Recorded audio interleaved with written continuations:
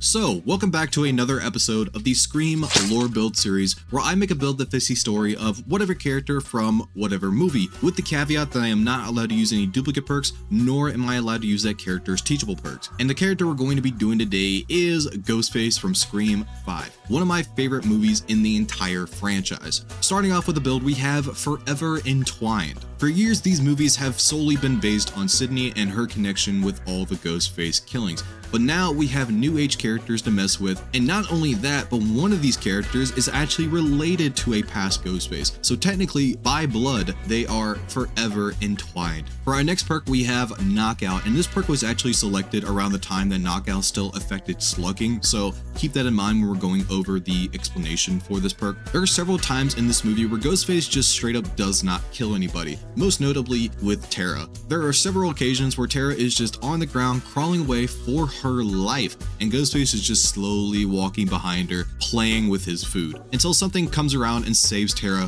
from Ghostface, thankfully. For our next perk, we have Sloppy Butcher, and the kills in Scream 5 were just gruesome to say the least. We had Tara, Judy, and Chad turned into literal pincushions. We had Vince, who got stabbed in the neck and then was out for the count after that. We had Wes, who also was stabbed in the neck, but this time you could actually see the blade going straight through. You had Amber, who got the Freddy Krueger treatment, and then Sam turned Richie into her own personal pincushion. For our final perk, we have No Way Out. The characters in this movie were not locked in by any physical means, but more of an obligation. Sydney and Gail had vowed to stop Ghostface by any means necessary, and Sam, due to the connection she has with Tara, has no choice but to fight off Ghostface once and for all. Or so she thought. This build was actually brought to us by a friend of the channel and a fellow YouTuber, VHSX. He is a commentary YouTuber that loves to play Freddy, Ghostface, Pyramid Head, and Chucky, and I do highly recommend you guys go check him out, so links in the description. Without any further ado, let's get into the likes and dislikes. Let's get into the likes and dislikes about Scream 5, and for my first and one of my biggest likes about this movie, I have the opening. And like I said for the previous lore builds, Scream has never really had a bad opening. You could probably make an argument for Scream 4, but Scream 5's is pretty damn good. Probably one of the best in the franchise, in my opinion. It's way better than Scream 3, way better than Scream 4, a little better than Scream 6. You could probably make the argument for Scream 6, but I do think that Scream 5 has it beat by just a little bit. I do really like the twist for Scream 6's opening though, I'll say that. But Scream 5 is nowhere near as good as Scream 2 or Scream 1's opening. So top 3 is a pretty good placement, regardless of the fact that Scream 5 does kind of feel like a retreading of 1996. A little bit. They kind of share the same story beats, like with Casey and the popcorn and the phone and the fidgeting with the knives and stuff like that. It feels very similar, but there are teeny tiny things that Scream 5 does do different that I do really like. Like for example with Ghostface talking on the phone and how he starts talking like a normal quirky dude and he slowly progresses into this very menacing growling Ghostface that we all know and love. I also really like how funny it was where Tara was cheating on her little death game, going to IMDb, looking up all the actors, looking up all the characters. I found that really funny and really goofy. If only Casey had that to save her and Steve's life. No. Another part of the opening that I really liked was the door opening and closing scene where Ghostface was automatically opening, Tara was automatically closing, opening, closing, opening, closing. That scene was really cool, even though it was kind of weird because how did Ghostface have control over it? You could say that she got hacked, but I'm pretty sure those things are unhackable. Did Amber get her mother's phone or something like that? Was Amber given permission to the security locks? Is Tara's mother dead? Did anybody confirm whether Tara's mother is dead and they just used her phone? Is that what happened? I'm not sure. I don't remember them ever saying that Tara or Sam's mother was dead. Very weird. If she is, then that does explain it, but if not, how the fuck does she open it? And my favorite part about the opening is just how menacing Ghostface looks. Like when Tara kicked him to the floor and he just started getting up, it's like all menacing and it's all just foreboding and shit like that. It looked so cool. Like in the previous movies, Ghostface was just bumbling around. He's so goofy, so clumsy and all that stuff. But in this one, he's just getting up like a badass, staring Tara down. It was really cool to see, which kind of leads into my next like, and that is Ghostface as a whole. This is probably my second favorite Ghostface performance out of every single Scream movie. I do really like Scream 6's Ghostface a lot, especially when he has the fucking shotgun, which is pretty damn cool.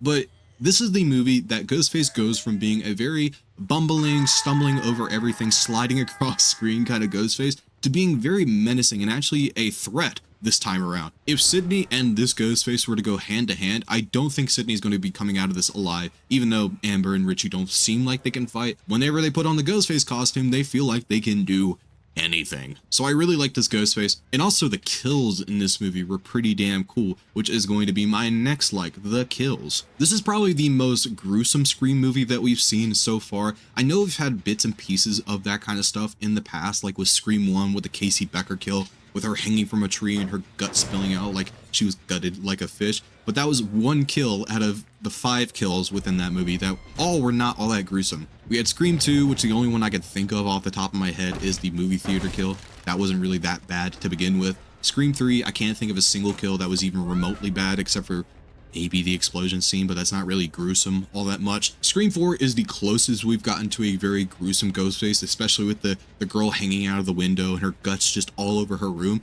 That was really cool, but like I said, the rest of the kills, really not all that bad. But this one, every kill pretty much was really damn gruesome. Even the parts where Tara's just getting fucked up. Really, really gruesome. Getting her leg broken, getting stabbed multiple times. This Ghostface just uses people as pincushions at this point. Just going shink, shink, shink, shink, shink. It's just non-stop stabs all over the place. Did I say over the place? Oh my goodness, I just went full slang right there. My favorite one by far is, I don't want to say it, but the Dewey kill. The Dewey kill was fucking gruesome. He was actually gutted like a fish from spine to bottom of the stomach and up. Oh my goodness, man. Wes, the knife through the neck, the full-on close-up shot of the knife going straight through the neck and out the other side. Really damn cool. Chad's attack, even though he didn't die, him also being used as a pincushion, somehow surviving. Chad just does not fucking die, dude. He's unkillable. He has the best plot armor of any horror movie character ever. Even better than Sydney's in my opinion. Amber's death as well, being burnt alive. Oh my god, man. And Richie's death, him also being used as a pincushion, but this time around it wasn't a Ghostface that stabbed the shit out of him. It was the protagonist, the final girl, that stabbed the shit out of him. Not only just the kills itself were cool, but also the setup to some of them were also pretty cool as well. Like for example, the West kill with Ghostface calling his mom and then her speeding back home. The Psycho reference with the shower and stuff like that. I also like the Scream 4 reference with Ghostface popping around the corner and stabbing Judy in the stomach, very much like how Ghostface popped around the corner in Scream 4 and stabbed Sydney in the stomach. I really like that part. And also the fake outs too, like anytime Wes would open a door, Ghostface would never be there. Anytime he closed the fridge door, Ghostface was never there. It only gets to the point where Wes is about to see his mom sprayed out on the floor,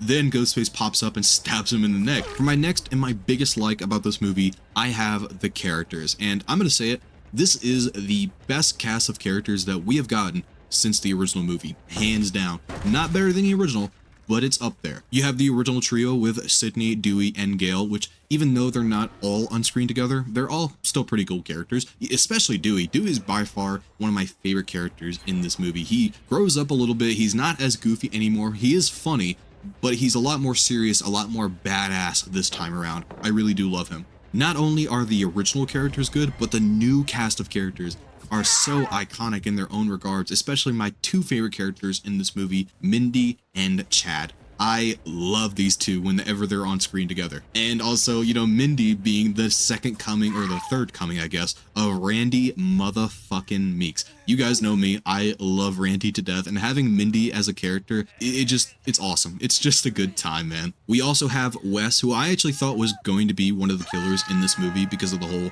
13 Reasons Why stuff that was happening around the time. So even before I got to the theaters, I'm like, it has to be Wes. It has to be him, right? And then he ends up getting killed off in the middle of the movie. I'm just sitting there like, well, who the fuck is it now, man? I did guess Amber though, so kudos to me, but I did not guess Richie. Speaking of Richie, I don't really like his character all that much. The only thing that's really keeping his head above water, in my opinion, is just the fact that he plays Huey from The Boys. That's really about it. But for most of the movie, he doesn't really do all that much. He doesn't do any killings, or doesn't do a lot of killings. He just sits around being Sam's wingman until eventually he does turn. Which, after he turns, he is a cool character, but before all that, he was just so boring and so just there to be there, kind of like a Charlie a little bit. We have Tara, who is played by Jenna Ortega, which, you know, Jenna Ortega is good in anything she does. X, Wednesday, this, all that stuff. And we also have Sam, who is a cool character. I really don't like the Ghost Billy stuff though. I think the Ghost Billy stuff was just so unneeded, so unnecessary. But Sam as a character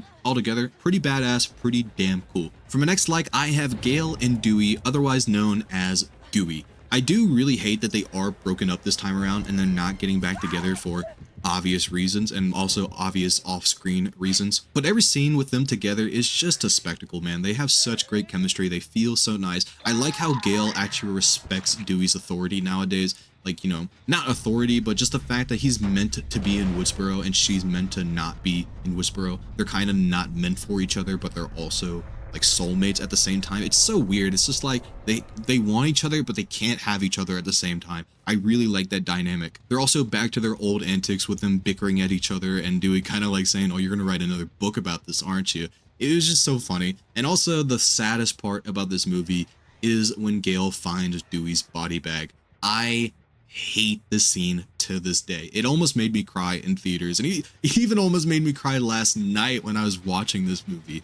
Oh, I hate this scene so much. Dewey, no! One of my favorite scenes in the entire movie has to be the hospital quote-unquote chase scene. It really wasn't that much of a chase because, you know, Tara was just crawling away as Ghostface was slowly approaching her. That's really all that happened, but it was still cool regardless. You had the Halloween 2 vibes going on with the dark hospital setting. Really damn cool. Also, Ghostface being as menacing as ever, like I said before. Also, the built-in voice changer in his mask, and it starts out and goes when it turns on. That's pretty cool. Also, the ultimatum that Ghostface was putting on Sam, you know, either Tara or Richie, I kill one of them or I kill both of them. Also, Sam saying, I'm just buying time, dumbass. And then Dewey popping out with a revolver going, bah, bah, bah. Oh, I love Dewey in this movie so much, man. The worst, but also one of the best parts of the scene is Tara's stitches opening, and you can hear them opening. You just hear little squishy things happening in the background when Tara's being flipped over, stepped on, or anything like that. You just hear all the stitches just ripping out of her body. It was so gross, but also really cool at the same time. Probably one of the best sequences in any Scream movie of all time, in my opinion. Getting into the dislikes for Scream 5, and for my first and my biggest dislike, I have the Ghost Billy plotline. Ever since I saw this movie in the theaters, I have always hated this part of the story. I felt like it was super weird, super unnecessary, and really only there just for the nostalgia of it. The callback to Scream 1, and probably an easy way to illustrate the inner turmoil of Sam, battling with the fact that she is Billy's daughter. Dun dun dun. Like, bro, what the fuck, man? And also, when did Billy have a daughter? When did this part of the story happen? Why do we always have to have something reconnect to the past? Something from the past always has to come back and bite the characters in the ass. I don't understand it. Just make your own standalone story with nothing that has to do from Scream 1 to Scream 6. Please. And also, I feel like there could have been just a better way to illustrate the whole, you know, Sam's inner turmoil, like her like wanting to hurt somebody or something like that. You know, something other than, hey, I'm Ghost Billy, I'm here to help. Another point that I do have, but is not my own unique thought, I actually got this from Dead Meat and their kill count for Scream 5, but the fact that they were trying to make Billy like a redemptive, or give him a redemptive arc, I feel like that was just super no. Billy is an evil guy. He does not need a character arc. No. But in here, he's actually the good guy. He's trying to help Sam and help him or help her figure out who the Ghostface killer is in and say, cut some fucking throats. Which I like. It's cool. It's Billy. Skeet Ulrich did amazing, but it's just so dumb, man. Please do not redeem one of the most evil characters in this franchise. Please. For my next dislike, I have Richie didn't really do all that much as Ghostface. It felt like that Richie just sat back, relaxed, and let Amber do all the work in this movie. It's not as egregious as it was in Scream 4 with Charlie and Jill, but it's still pretty notable. I'll give some examples to explain what I mean so you can hear where I'm coming from. Like, for example, at the very beginning of the movie, Amber had attacked Sarah. It was just her. We know this because Richie was with Sam around the time that all this happened, so he has an alibi. Richie maybe killed Vince, but even then, Amber was at the bar, so she could have just snuck around back and killed him. Richie probably attacked Sam, which is also very unclear because Amber showed up right after, and maybe Richie had snuck out after Tara went to sleep and then attacked Sam. Maybe, but like I said, it's undecided. I do believe that Amber did kill both Wes and Judy because when we see Richie next, he's just chilling at home, eating pizza, watching YouTube. Maybe he had helped Amber, But like I said, it's very unclear. Amber killed Dewey. We know this because we saw it with our own eyes. Amber attacked Chad. We know this because Richie was driving to the house by the time that Amber had attacked Chad. Richie did attack Mindy. Good job. Way to be a team player, Richie. We know that Amber killed Liv. We know that Amber shot Gail. And finally, Richie stabbed Sam. So he didn't really do all that much killing, or at least any confirmed killing. I guess you could say that he orchestrated the entire thing, but even then, he just felt like a big old pussy. That's all I'm gonna say. For my final dislike, I have Sydney and Gail felt very forced in. I feel like they were just there just for the fan service, to have the legacy characters come back for one last hurrah. And even though that is the case, I'm not complaining all that much, because I love Sydney, I love Gail, I love Dewey. I don't appreciate that they Han Solo'd my boy Dewey, but I do appreciate them being in the movie regardless, and they probably had to for the whole, you know, ticket sales and shit like that, because the last Scream movie was back in what, 2014? Like, you know, you're not gonna get ass in seats without the OG3, so I understand why they did it. I do appreciate their obligation to stop Ghostface at all costs, because in this movie, Ghostface wasn't really affecting them all that much. They were more so just targeting, you know, Chad, Mindy, Sam, Tara, all of them. They could have just left and just let them deal with that, but no, they actually stuck by and actually tried to help as much as they possibly could, which I do appreciate. But that is going to do it for the likes and dislikes for Scream 5. Now let's get into the Loomis meter. If you don't know what this is just a scale from 1 to 6. I shot him 6 times! 1 being bad and 6 being amazing. And for Scream 5, I'm going to be giving it a big, juicy 6 times out of 6. This is probably one of my favorite movies in the entire franchise. It's not my number one because, you know, the original is always going to be my favorite, but it is still a nice comfort one to come back to every so often. It has great characters, great kills, a great Ghostface, a great cinematography as well. I didn't mention that in my likes and dislikes, but this movie is beautiful. Yeah, it's just a nice watch, and I do highly recommend anybody who has not seen this movie to go and watch it. So that is about it. I hope you enjoyed this video, and I will see you in the next one. God damn you.